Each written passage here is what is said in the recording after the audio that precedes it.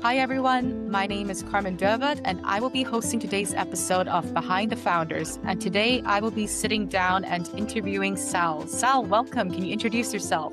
Thank you very much for this awesome podcast, Carmen. So about me, I would say almost 20 years in the field of MarTech and AI, and currently I lead a startup called RxGPT Health. It's a healthcare AI startup which aims to solve the kind of problems we face at the hospitals, healthcare units, and also at the clinics. And I've been leading the startup from last 2 years. 2024, we started this basic groundwork of the startup and all. And the actual work started in 2025, and almost 2 years. And I'm kind of running this as a CEO and founder, along with my co-founder, right? So that's all about me. Before working for this startup, I worked for many companies. Like I worked for Cargill. I was at Cargill handling an entire Asia Pacific division of Cargill's digital and social. I was handling that.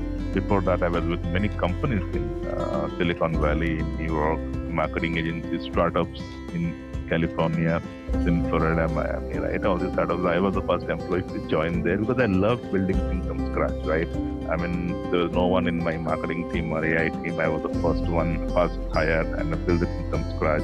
Before that, I was with GE Healthcare, was leading the entire GE's product marketing in Australia and New Zealand. So likewise, I love challenges, right? So that's why that kind of brought me to build this thing, RxGPT. Apart from all these things, I'm also consultant to many startups as a fractional CMO, many of the startups that I love, also helping other startup founders grow, right? So whenever it's possible, I consult them, advise them on how to set up their startup, how to do venture funding, how to do GTM, how to establish those Agentic AI workflows, everything at your startup. I've been consulting them from last so many years. And I'm also a consultant to many, I would say tier 1 consulting firms. So when they need any my support, they kind of, seek my support. Also, I've also sit at advisory board at many companies, including Pinterest. I'm part of the Pinterest advisor. So likewise, so this is all about me and my career and my journey so far. Yeah, I can see that you definitely have a lot of passion for creating things, building things from scratch. And I see that, as you mentioned, you've built and you've been founding RxGPT, as well as I see on your LinkedIn that this year you also co-founded or started Hire XAI as well. So you do have a couple of those businesses running. Could you, first of all, share with the listeners out there what inspired you to start going into the more founding-oriented direction? Yeah. So I'll say most of the founders, when they start, journey starts with the logical, I would say mostly with the aim to change the world and everything. My journey was personal. I'll tell you what happened in 2021, on 22, I would say. Around that time, COVID was kicking, and it was at the highest peak. And me and my wife and my brother, we three were affected by COVID, right? And we were admitted to a hospital, and there are a lot of chaos at the hospital, right, because of COVID. But still, nothing was streamlined, nothing was proper at that time. And what happened that one day we all on the same level, and the next morning when I woke up, I could not find my brother, and I asked the hospital authorities like what happened to him. Then they said he passed away yesterday. So now why he passed away? Because he could not get those kind of I would say all this kind of facilities, all this kind of thing on time, right? So that kind of motivated me that I lost my brother to something called hospital operational negligence. Like all these things were not available. He didn't have the proper lab reports. He didn't have the proper all these things, right? So he passed away, and somehow we survived because of maybe our I think was not that serious, but he was on a serious note, but he passed away. So that kind of motivated me that I've been working at corporate like Cargill. I've been working at many other companies, to solve this AI problems, marketing problems at the highest level. Can I go down and use my skills to solve problems at the ground level, fixing the healthcare, right? Healthcare is something that is essential to everyone, but everyone takes it like a granted, right? When you go to any hospital, go to anywhere, everything is kind of chaos, nothing is structured. So that nothing. It was not even, I didn't never thought of making $1 billion company or starting something that would change the world. Started from a personal call, and now it has become my purpose to help healthcare hospitals streamline and reduce their operational inefficiency. Wow. First of all, Sal, thank you so much for sharing this personal element of the story as well. And I first of all want to acknowledge, I'm really so sorry for the loss of your brother. I know that it must have been such a tough time, especially with a lot of changes going on. And it's really commendable that you were able to take that tragedy and transform it into solving the problem so that it does not happen in the future when it comes to patient negligence or the missing the data and everything like that. So having said that, I would love to learn a little bit more about if you can explain to the listeners out there who have never came across RxGPT, what is the purpose of RxGPT? What is it for? Sure. Let me just make it very simple, like in explaining to a fifth grader, right? So let's say, you walk into a hospital, any hospital, maybe in the US or maybe UAE or India, anywhere, right? The moment you walk in, right, you see, the nurse sitting at her desk.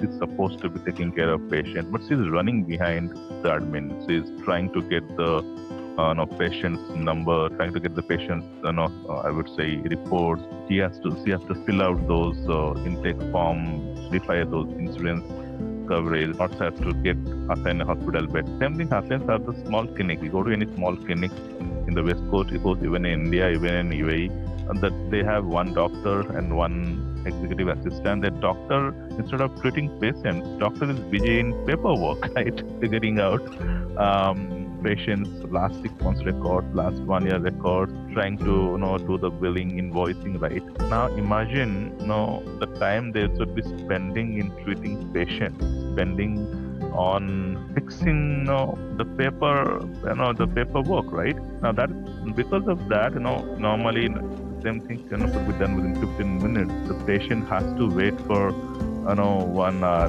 2 hours. Likewise, it happens to every patient. That kind of, imagine it's a simple situation. Imagine you are at a kind of critical emergency, and whereas the patient needs immediate attention, whereas you are just filling out the form, you are just kind of trying to do this paperwork. How many lives are lost because of this thing? And to a data and survey, it kind of costs a lot of $1 billion of revenue losses to hospitals because they waste a lot of time, a lot of thing on paper. RxGPT does simple, right? Let's say there's a nurse, there's a patient coming in. It's like ChatGPT, RxGPT. Just go to our tool ChatGPT like RxGPT and type in the patient X has come in. Please send me his last 1 year, kind of records, right? You just want write one prompt like you're writing on ChatGPT. It sends you everything within 1 second. And then you say that, okay, patient Y has come in. Can you just, do his, I would say, registration, do his thing, kind of thing. So it's like an Agentic AI platform that does everything with one command, like Claude Cowork does. It does everything. Likewise, similarly, like a doctor is seeing a patient, right? Now, sometimes he has to go through this papers, everything to turn the pages.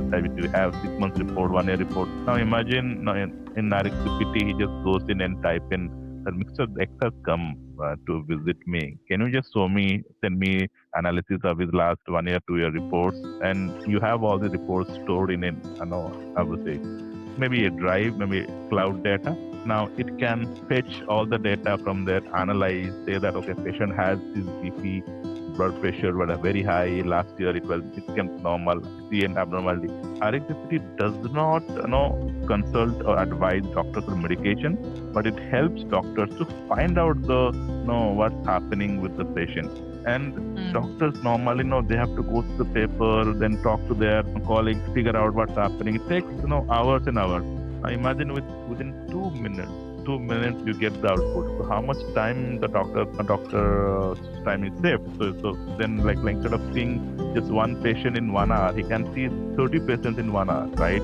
Now it can also, in terms of revenue, it can help all the small clinics, healthcare to even increase their revenue. Also saving lives. Because imagine critical patient who is waiting outside. and he can be checked within 30 minutes, within 15 minutes, right? So that's the kind of thing it does, right? So likewise, RxGPT we have built around 7 agents. We're not going to go very thin, very vertically thin. First is lab reports. Anyone, doctors and patients, they can check their lab reports immediately, then radiology, all these things.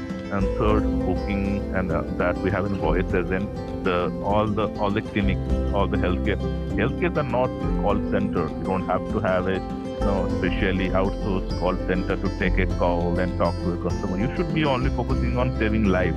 Now we have a voice as in, like you and I are talking, right? So it can talk to customers, talk to patients, give them real-time answers. It's not like a preset AI bot. It's a RAG-based, AI voice agent, like which can understand your past history, and current situation and advice, and kind of tell you what to do, right? And talk to you. Let's say you're calling to the clinic. Our voice agent picks up the phone, tells that, okay, Mr. X is there.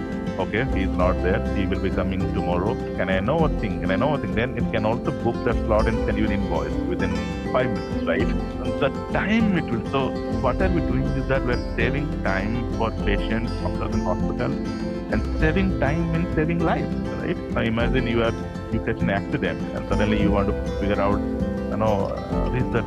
do I get a O positive, B positive in the blood bank? Now you are making some random calls and everything to figure out. And when it comes to emergency, time means health, right? It's not about everyone has money, right? But no one has time, right? It's kind of rushing against the time. Imagine that time when you call to hospital to our voices, and it's integrated to all the hospital network, all the kind of clinics across US, across things. It can simply tell you, okay, yes, you should go to this hospital in Maryland, not to here, because over there we have availability of doctor so and so, and we have your B positive or maybe O positive blood is there. You can just go there, right? So that kind of thing it can do. So that's the beauty of it. Amazing. I think I really love the explanation that it's all about efficiency, but it's also about not only saving lives, but making room so that doctors are able to have more time to do their job or taking more patients as well. And something I do hear a lot is that the doctors have such limited time, and as a result of that, they're not able to give the full attention and care. Is when I hear this a lot also from my personal experience and also from friends and people and so on. So I think this platform and tool, it is, like you mentioned, it is really life-changing. It is going to save lives as well. So I'd be curious to know, as like a follow-up question. So this platform, is this like integrated in specific clinics and hospitals? Or if so, I would love to know in terms of numbers, which hospitals, how many clinics, or maybe health insurance companies? How does it look like so far? Sure. So right now, to be honest, we spend around 9 to 8 months to do research, because healthcare is a regulated industry. It's not like any other open industry like hiring. Now we can just do something to build a tool and try. Healthcare, even if you're building anything, either SaaS or AI, you have to follow those regulations or the compliances, be it in US, be it in India, be it in UK, a lot of compliances there, right? So it took us 8 to 7 to 8 months to just navigate through those compliances or regulations, do the research. Because you are not allowed to, let's say you build an AI, your AI cannot treat patients. It cannot say that if you are depressed, take this medicine. It cannot do that, right? In the healthcare, you are not supposed to do all this kind of hallucinations. It has to be the precise thing you have to do, right? It took us 7 months to do that.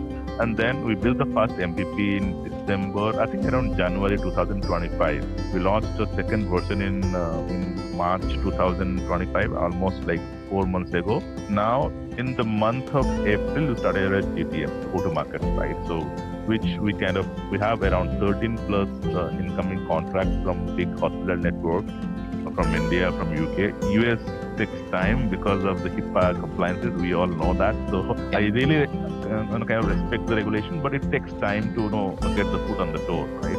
And we have around 17 plus clinics where they are trying our pilot. Right now they are paying customers, but they're trying, they're kind of trying our pilot on almost, because the moment it's not about getting the solution and kind of launching it, it's kind of getting the customer feedback and improving the solution and then launching big, right? So right now we have like almost, I would say, pilot is going on. We have like 17 to 18 clinics who are paying for us and who are kind of trying our solution.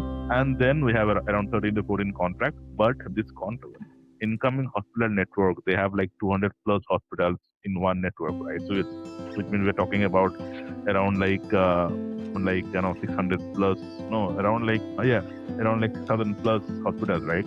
Now to cater to those many hospitals, we need to upgrade our infrastructure, and that is why I'm also raising my Series A round, because I don't think the kind of infra that we have, we can only cater to clinics, maybe 100 plus hospitals. We cannot cater to 6,000 plus hospitals. We cannot do that right now. That is why I'm raising a Series A round to get to make us get to there. So that's the status of RxGPT, right? Yeah. And you mentioned that currently there's some pilots running in, you mentioned like 17 hospitals or something like that. Where are they all based? Which locations? Yeah, the location mostly are, as you said, like Silicon Valley, West Coast, Okay. and around California. And there are around 4 to 5 hospitals also in UK, and 1 or 2 are, you will be surprised, in Nigeria. So Okay. people are actually open to that, right? Now, why Nigeria is that? Because the barrier to entry is less, and people need healthcare assistance there. No, if you go to US, even go to Canada, the healthcare is pretty much good, right? Whereas no one is talking about Africa. We thought maybe, I mean, of course, we always think about our profits and all, but at least for the sake of humanity, can we do something for Africa? That's where people need it, right? I understand they are not able to pay that much that US customers are able to pay. I'm willing to take a loss, but I'm just doing it to save lives there. It's not my investors and all, they kind of, so previous ones when they read the similar, they kind of question my vision that why are you launching in Africa? It's not a money-making region, to be honest, because they won't be able to pay the kind of customers in the US and UK will pay. But I told them I'm not doing it for making money. I'm just doing it to help people, right? So because a business has to have a sustainability angle, right? It cannot be simply operating on a profit basis.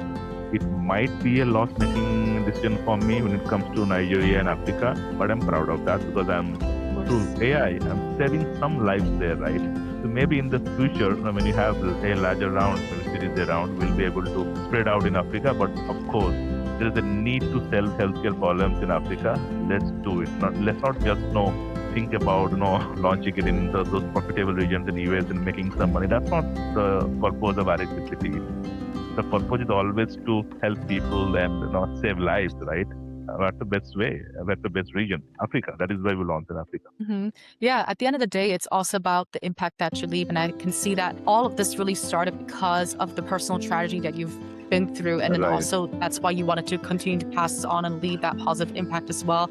So I have a follow-up question when it comes to like the different locations. So I myself, I'm half German. So, Germany is of course really well known for the healthcare insurance, but at the same time, they are a little bit slow when it comes to the digital infrastructure in terms of it takes a long time to get appointments. It's very slow.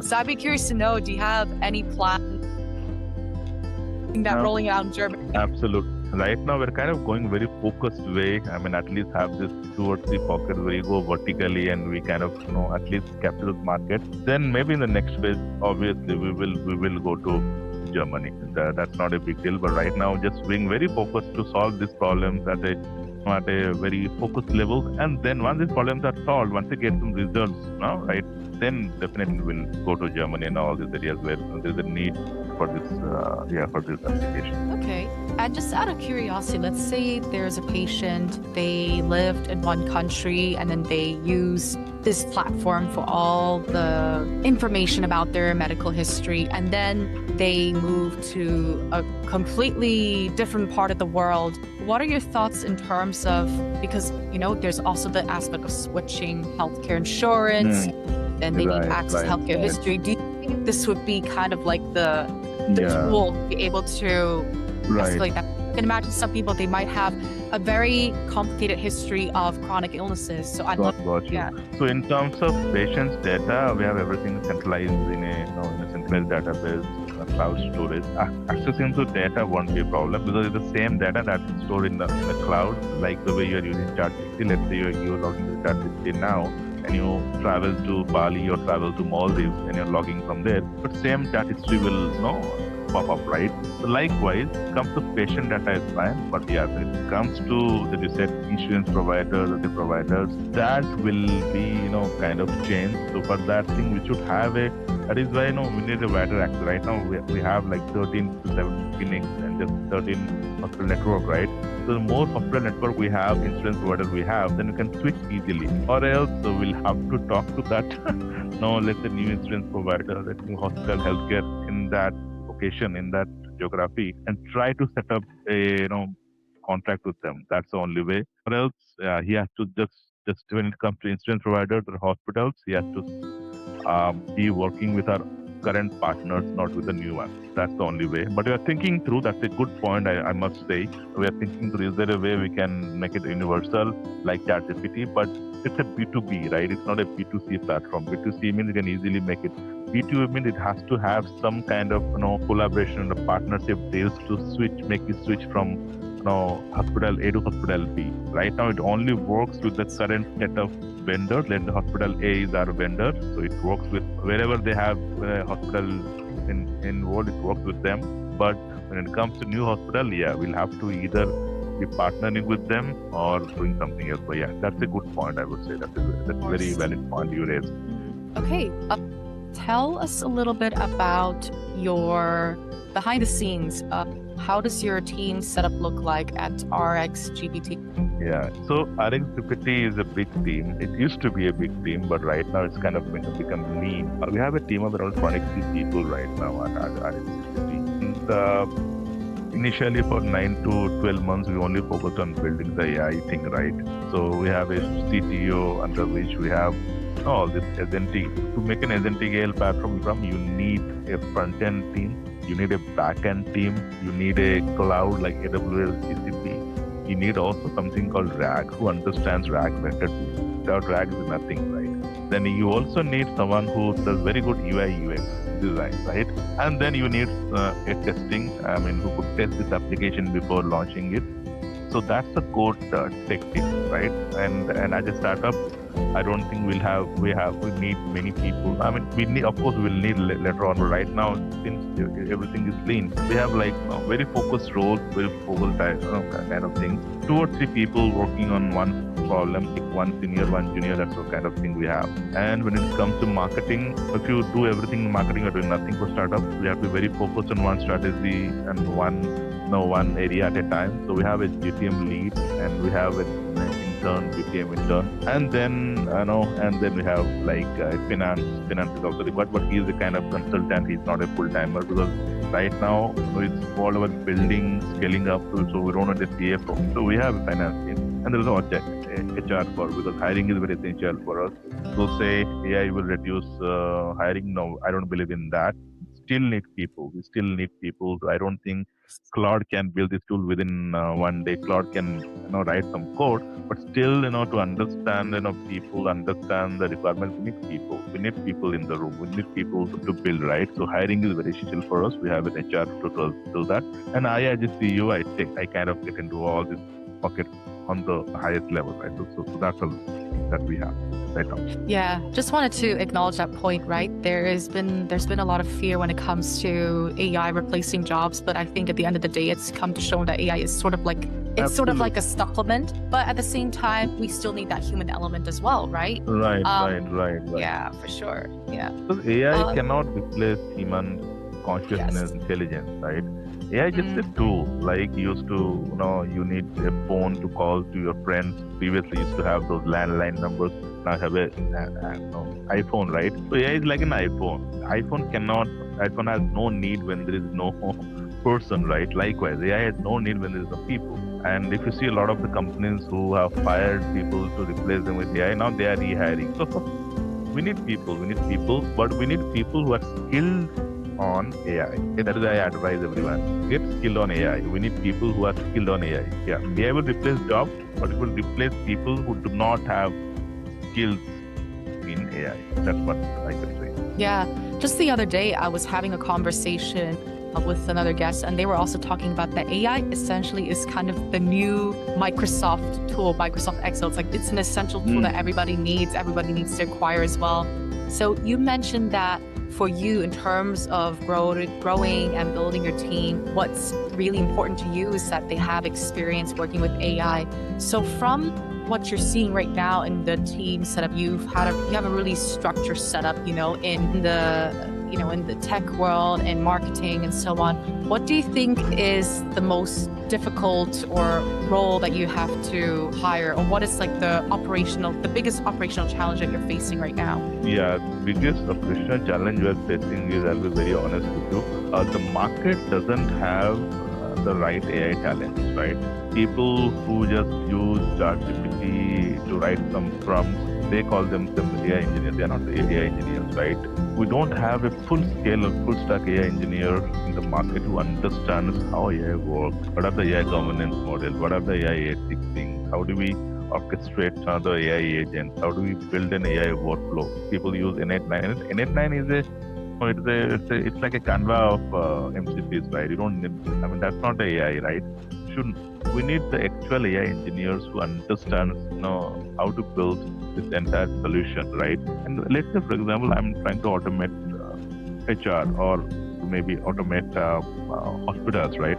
So unless I know the operational aspects of hospitals, how can I automate it? Let's say you tell me that, can you make something that would, record the podcast and just, edit it, delete it, right? Now, if I do not know the process of how the podcast is recorded, how it's edited, I won't be able to automate that, right? So that's the domain knowledge lacking, right? So that is why, that's the first thing. The right AI engineer with the right set of domain knowledge is not in the market. And the freshers who are there, they're good, but they don't have the domain knowledge. Someone as a fresher who just graduated with the AI, AI degree or maybe like that, they have not worked in the healthcare. They have not worked in the insurance sector. They have not worked in any of these, things. So how would they have that domain knowledge? And someone who has the domain knowledge, like 30 years, 20 years, he cannot even function in AI. He's like too much. We try to do that. We try to upskill them, but they are like too orthodox to use AI. Learn LangChain, learn QAI, learn LandGraph, learn Python right now. So that's the thing. There is a lack of people who have both the domain knowledge and the AI experience. You can find in software, you will find people who worked on maybe AngularJS or Java for the last 20 years, work in healthcare. So they have both domain knowledge and skill, right? In AI, that is not possible. You can't find many, very, very rare talents who have both domain knowledge of hospital healthcare, and they also know how to build AI solutions because AI is new. That's a challenge, I'll say. Second thing, sales. I'm Okay. not sure. I am not able to get sales people who understand how to sell, how to position a AI product in the market. Maybe it's new because of that. Maybe AI was always in the field of Okay. research, ML ops, right? Now because of Agentic AI, it's being getting commercialized. So we don't find many sales engineers or sales guys who can launch this solution, approach customers, I would say present it, position it, and close it, because they are all into either hardcore SaaS sales or hardcore B2B sales or hardcore all this kind of software sales. Software is different from AI. It's not, right? So that is where the finding even AI cannot replace you. You can build a SDR agent using Agentic AI, but that cannot go to a hospital and close the deal, right? For sales, you need that human intervention. Even if I, introduce one AI agent, like we have built one AI agent SDR, but it can just send emails, follow up, but it cannot have that human connection to, the conviction that, all the skills that a sales guy needs to convert a customer, right? So sales and the first thing, second thing, these two are the primary, I would say, things that we are not able to solve, right? Having a right AI talent with a domain expertise, and second, sales guys who can do the sales for us. Yeah, absolutely. No, I can definitely see that those are definitely like some of the operational challenges that you also want to solve next as well.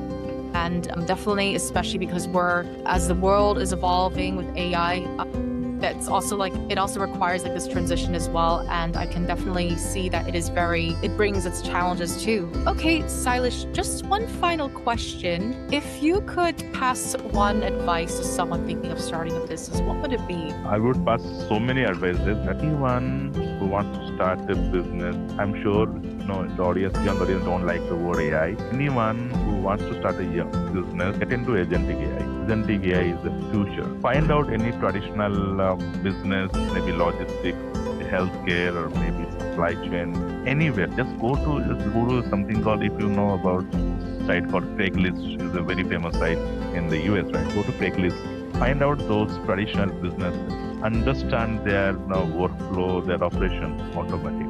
That's the agentic AI is going to feature. Because see, when you met those internet, all those guys who build those big cables, whatever, they don't make money. But the guys who build this Google, Microsoft, right, all this on that internet web, they made the money. So anyone who build those models or maybe LLMs, all those data centers, they will make some money. But the ones who build those commercialize the products of agentic AI, they will be the ones who will be the next millionaires, the billionaires, right? So get into the field of agentic AI first, I would say, right? And second, I follow something called the theory of airport model, which means if you go to any airport, right, your flight never waits for you. You might not be ready, you might be not be ready, never wait. So never wait for the right time. Because AI is new, you might feeling that it's not complete, it's on pilot, not even complete. I should be waiting. Don't wait for the right time. Launch it, scale it, get to the customer, get the feedback. It's okay to have a bad product. It's okay to have. That's how everyone starts. And then you kind of start, right? Those two things I can say to anyone who is starting to do something in the field of entrepreneurship. Perfect. Thank you so much for the very concise and helpful advice. I'm sure that it's definitely going to inspire and also shed some light for people considering starting a business as well. Well, Sal, it was very nice having you on the podcast. This is Carmen Durwald and Sal from Behind the Founders. Be sure to stay tuned for the next episode. Thank you very much. Thank you. It was a pleasure being part of this podcast. Thank you very much. Take care.